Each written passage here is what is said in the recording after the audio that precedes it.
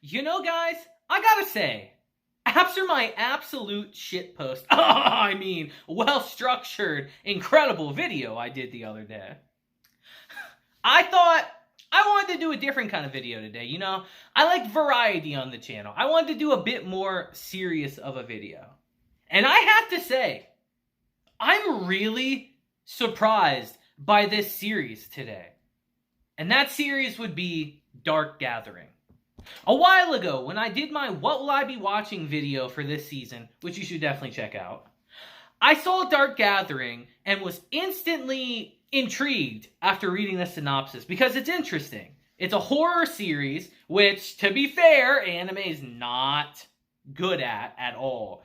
But it had a very interesting premise, and I was looking forward to it, actually. But I hadn't watched it until today. So today I decided to sit down and actually check it out. And my expectations were actually subverted a couple times. Because here's the thing. When I was watching the first episode, I thought this show was going to be really trash. Like, I was really going to dislike it. Now, you see, our story focuses on our main character, Keitaro, who, at a young age, was actually in an ordeal with a spirit and ended up getting cursed along with one of his friends. And because of this, spirits are attracted to him. No matter what he does, he is essentially like a magnet for them, as they always are attracted to him, no matter what. And because of this, he became a recluse and a shut-in. And we see that his friend Aiko, who coincidentally was the one that got cursed along with him, was able to pull him out of this funk and bring him back into society. And his first job back in society is to become the tutor of a girl named Yayo, who is Aiko's cousin, actually. And immediately upon meeting this girl, he instantly notices something's off. Because remember, after being cursed, he kind of has like a sensitivity to spirits. And he immediately knows that this girl is trouble. But nonetheless, he forces himself to help her for his friend's sake. Now, I thought this show wasn't going to be very good after the first episode because I felt like the tone was going to be all over the place. Because you see, our boy Keitaro, he hates spirits. He hates all this shit. And we see Aiko and Yayo, her name's hard to pronounce, don't at me, drag him into these situations where, obviously, he's involved with spirits. And the tone is kind of weird.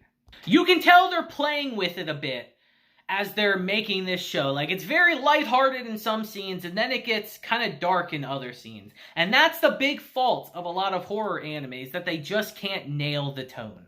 But it's as we go towards the end of our first episode where I start to see that, you know, maybe this show does have a little bit of promise as we learn that all our characters are some sick fucks, actually. All of them have some screw looses. Even Keitaro, he might be the most effed up of them all so far. Because you see, it's revealed that he secretly loves this kind of stuff. He kind of gets off to it in a way. He's got a sick obsession with fear that he himself doesn't even realize, but the people around him do. And it's here as I kept going through a couple more episodes and the plot started to become more clear to me. It's where I started to think that this show has a pretty interesting plot, honestly. Because you see, Yayo is the way she is because when she was a child, she actually got into an accident with her family, and her family was killed. And in the process, she ends up seeing this giant spirit take her mother away. It's a pretty unnerving spirit, actually. It looks like it impregnates her mother with something. It's quite disturbing. And we see, because of this accident, that her eyes, she actually develops 2 pupils in her eyes. And because of this, she's able to see the real world and kind of like the spirit world in a way. And because of this accident, they've merged together. So now she sees them all at once.